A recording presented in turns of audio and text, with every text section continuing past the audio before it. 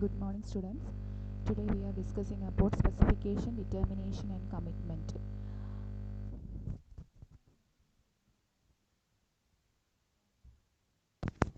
നമ്മൾ ഈ സ്പെസിഫിക്കേഷൻ പറയുന്നതിന് മുന്നേ കുറച്ച് കാര്യങ്ങൾ ഡിസ്കസ് ചെയ്യാനുണ്ട്. സെൽ കമ്മ്യൂണിക്കേഷൻ ഇൻ ഡെവലപ്മെൻറ്റ്, അതായത് ഇൻഡക്ഷൻ എന്താണെന്ന്.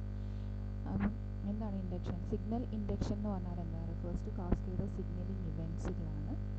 During which a cell or tissue signal to another cell or tissue to influence its developmental fate.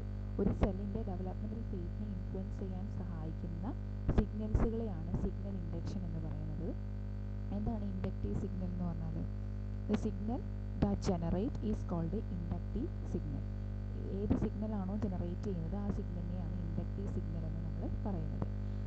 ആ ഇൻഡക്റ്റീവ് സിഗ്നൽ ചിലപ്പോൾ ഒരു ഡിഫറൻഷിയേഷൻ ഫാക്ടറോ ഗ്രോത്ത് ഫാക്ടർ അല്ലെങ്കിൽ മോർഫോജൻ ഫാക്ടറോ എന്തെങ്കിലും തരത്തിലുള്ള ഫാക്ടേഴ്സ് ആയിരിക്കും. There are mainly two components to every inductive interaction. They are inducer and responder.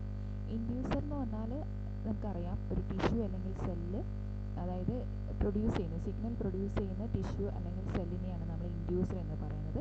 Responder അറിയാം, പേരിൽ തന്നെ ഉണ്ട്, റെസ്പോണ്ട് ചെയ്യുന്ന ആ ഒരു സിഗ്നലിനനുസരിച്ച് റെസ്പോണ്ട് ചെയ്യുന്ന സെൽസിനെയാണ് റെസ്പോണ്ടർ എന്ന് നമ്മൾ പറയുന്നത്.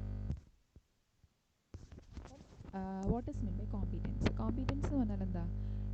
The ability to respond to a specific inductive signal is called competence. അത് ആ ഒരു കഴിവിനെ, അതായത് ഒരു സ്പെസിഫിക് ഇൻഡക്റ്റീവ് സിഗ്നൽ വന്നു കഴിഞ്ഞാൽ അതിന് റെസ്പോണ്ട് ചെയ്യാൻ, ആ ഒരു സിഗ്നലിനോട് റെസ്പോണ്ട് ചെയ്യാൻ കഴിവുണ്ടെങ്കിൽ അത്തരത്തിലുള്ള കഴിവിനെ എബിലിറ്റിയാണ് നമ്മൾ പറയുന്നത് കോമ്പീറ്റൻസ് എന്ന് പറയുന്നത്. കോമ്പീറ്റൻസ് എന്ന് പറഞ്ഞാൽ can occur through expression of appropriate receptor or component of signalling path. Example, I lens development. What is cell fate അല്ലെങ്കിൽ കമ്മിറ്റ്മെൻറ്റ്? സെൽ ഫേറ്റ് നമ്മൾ ഫസ്റ്റ് സ്ലൈഡിൽ പറഞ്ഞിട്ടുണ്ടായിരുന്നു, അതായത് പ്രീവിയസ് സ്ലൈഡിൽ പറഞ്ഞിട്ടുണ്ടായിരുന്നു. അപ്പോൾ ഒന്നുകൂടി പറയാം. സെൽ ഫേറ്റ് എന്ന് പറഞ്ഞാൽ ഒരു സെൽ ടൈപ്സിൻ്റെ റേഞ്ചിനെ ഡിസ്ക്രൈബ് ചെയ്യുന്നതിനെയാണ് particular cell can give rise to normal development. അതിനെയാണ് സെൽ ഫേറ്റ് എന്ന് പറയുന്നത്. കമ്മിറ്റ്മെൻറ്റ് എന്താണ്? Deciding the fate of the സെല്ലിൻ്റെ ഫേറ്റിനെ ഡിസൈഡ് ചെയ്യുന്നതിനെയാണ് കമ്മിറ്റ്മെൻറ്റ് എന്ന് പറയുന്നത്. എത്തരത്തിലാവണം എന്നുള്ളത്. മെയിൻലി രണ്ട് സ്റ്റേജസ് ആണുള്ളത്, സ്പെസിഫിക്കേഷനും ഡിറ്റർമിനേഷനും. ഓക്കെ,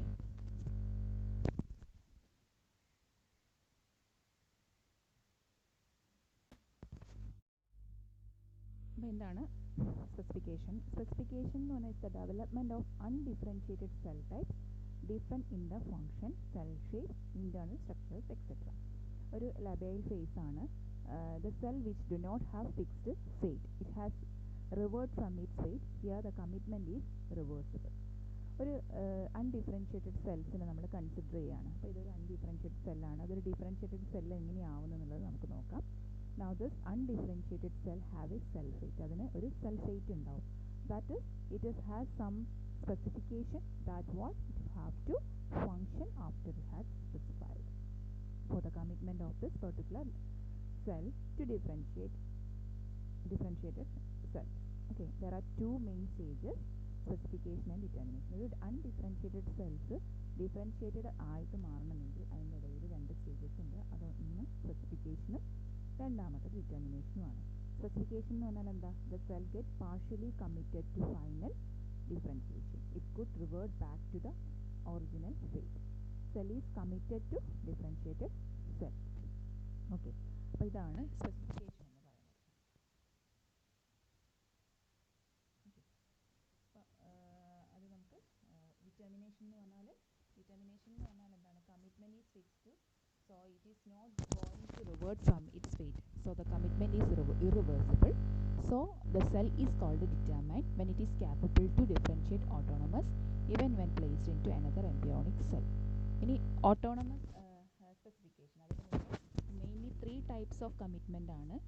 മോഡ് ഓഫ് കമ്മിറ്റ്മെൻറ്റ് അല്ലെങ്കിൽ ടൈപ്സ് ഓഫ് സ്പെസിഫിക്കേഷൻ ആണ്. Autonomous specification, conditional specification and syncytial specification.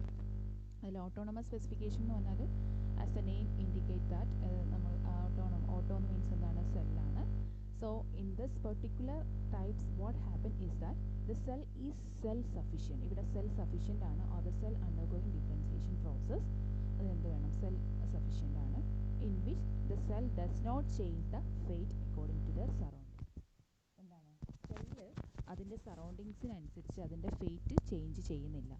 Mainly ഇതിൽ ഒരു ഓർക്കേണ്ട കാര്യം ഓട്ടോണമസ് സ്പെസിഫിക്കേഷൻ ഷോ ചെയ്യുന്നത് എന്താണ് കാണിക്കുന്നത്, മൊസൈക്ക് ഡെവലപ്മെൻ്റ് ആണ് കാണിക്കുന്നത്. നമ്മളൊരു സെല്ലിനെ കൺസിഡർ ചെയ്യുകയാണെങ്കിൽ consider this mass of cell was എന്താണ് ഫോർ ദ ബ്രെയിൻ സെൽ. അതായത് ഇവിടെ 2 സെല്ലുണ്ട്, അതിൽ ഒന്ന് ബ്രെയിൻ സെൽ ഫോം ചെയ്യുന്ന സെല്ലും രണ്ടാമത്തേത് ലിവർ സെൽ ഫോം ചെയ്യുന്ന സെല്ലും. ആ ബ്രെയിൻ സെല്ലിന് നമ്മളൊരു ഒരു ചെറിയൊരു ഭാഗം കട്ട് ചെയ്തിട്ട് ലിവർ സെൽ ഫോമിങ് ചെയ്യുന്ന സെൽസിലേക്ക് ഇഞ്ചെക്ട് ചെയ്യുകയാണെങ്കിൽ ഓട്ടോണമസ് സ്പെസിഫിക്കേഷൻ ആണെങ്കിൽ ഒരിക്കലും ബ്രെയിൻ സെല്ല് ആ ലിവർ സെല്ലിൽ ഇൻസേർട്ട് ചെയ്താൽ സറൗണ്ടിങ്സിനനുസരിച്ച് ചേഞ്ച് ആവുന്നില്ല. അത് ബ്രെയിൻ സെൽ തന്നെയാണ് ഫോം ചെയ്യുന്നത്. ഓക്കെ, അപ്പോൾ എന്താണ് V took a section of this cell and injected into another area of the liver cell. This mass of cell എന്ത് ചെയ്യുന്നില്ല converted into liver cell initially, but the brain forming cell undergo autonomous specification and differentiated into brain cell. Okay, അപ്പോൾ ഇതാണ് autonomous specification. ഇനി അടുത്തത് conditional specification. Conditional specification എന്ന് പറഞ്ഞാൽ cell not determined. Cell which can change their specified cell fate according to surrounding. നേരത്തെ സറൗണ്ടിങ്സിനനുസരിച്ച് cell fate change ചെയ്യുന്നില്ല, പക്ഷേ ഇവിടെ സറൗണ്ടിങ്സിനനുസരിച്ച് സെൽ ഫേറ്റ് എന്ത് ചെയ്യുന്നുണ്ട്, ചേഞ്ച് ആവുന്നുണ്ടെന്നാണ് പറയുന്നത്. ഓക്കെ, ഇനി അടുത്തത് ഇവിടെ റെഗുലേറ്ററി ഡെവലപ്മെൻ്റ് ആണ്. ഇത് മെയിൻലി വെർട്ടിബ്രേറ്റ്സിലാണ് കണ്ടീഷണൽ സ്പെസിഫിക്കേഷൻ കാണിക്കുന്നത്, പക്ഷേ ഓട്ടോണമസ് സ്പെസിഫിക്കേഷൻ കാണുന്നത് ഇൻവെർട്ടിബ്രേറ്റ്സിലാണ്. പിന്നെ കണ്ടീഷണൽ സ്പെസിഫിക്കേഷൻ എന്ന് പറഞ്ഞാൽ those cell which need interaction with other cell.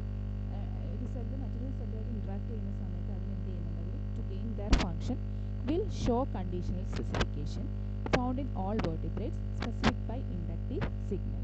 Inductive signal ആണ് ഇതിന് സ്പെസിഫിക് ആയിട്ടുള്ളത്. ഇവിടെ ഒരു ഗ്രേഡിയൻ എന്ന് പറയുന്നത് മോർഫോജൻ ഗ്രേഡിയൻ ആണ് involve in conditional specification. Okay, then ഇവിടെ നമ്മളൊരു ഒരു 2 സെല്ലിന് നോക്കുകയാണെങ്കിൽ ബ്രെയിൻ സെൽ ഫോമിംഗ് ഉണ്ട്, ലിവർ സെൽ ഫോമിംഗ് ഉണ്ട്. അതിൽ ബ്രെയിൻ സെൽ ഫോമിംഗ് സെൽസ് നമ്മൾ കട്ട് ചെയ്ത് ലിവർ സെൽ ഫോമിംഗ് സെൽസിൽ ഇഞ്ചെക്ട് ചെയ്ത് കഴിഞ്ഞാൽ ആ ഒരു സറൗണ്ടിങ്സ് അല്ലെങ്കിൽ ആ ലിവർ സെല്ല് പ്രൊഡ്യൂസ് ചെയ്യുന്ന ഇൻഡക്റ്റീവ് സിഗ്നലിനനുസരിച്ച് ഇതിൻ്റെ ഫങ്ഷൻ ഇതിനൊരു ഫങ്ഷൻ ഗെയിൻ ചെയ്യും. അപ്പോൾ ഇത് ഓട്ടോമാറ്റിക്കലി കണ്ടീഷണൽ സ്പെസിഫിക്കേഷൻ ആണെങ്കിൽ ബ്രെയിൻ സെല്ല് ഓട്ടോമാറ്റിക്കലി ലിവർ സെല്ലായിട്ട് മാറും. ഓക്കെ, ഇനി അടുത്തത് സിൻസീഷ്യൽ സ്പെസിഫിക്കേഷൻ. സിൻസീഷ്യൽ സ്പെസിഫിക്കേഷൻ എന്ന് പറഞ്ഞാൽ എന്താണ്, nuclear division without cell division. അതായത് ഇവിടെ ഡിവിഷൻ നടക്കുകയാണെങ്കിൽ സെല്ലല്ല ഡിവൈഡ് ചെയ്യുന്നത്, ന്യൂക്ലിയസ് ആണ് ഡിവൈഡ് ചെയ്യുന്നത്.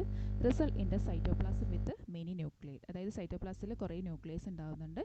ഇതിൻ്റെ ഫേറ്റ് എന്ന് പറയുന്നത് ഏർലി സ്റ്റേജിൽ ഫേറ്റ് കണ്ടീഷണൽ സ്പെസിഫിക്കേഷൻ ആണെങ്കിൽ ലേറ്റർ ഫേസിൽ ഓട്ടോണമസ് ആയിരിക്കും. എക്സാമ്പിൾ ഡ്രോസോഫില, ഇൻസെക്ട്സിലാണ് കൂടുതലായിട്ട് കാണുന്നത് ഡ്രോസോഫില. ഓക്കെ, അപ്പോൾ ഇത്രയാണ് syncytial specification. Okay, thank you.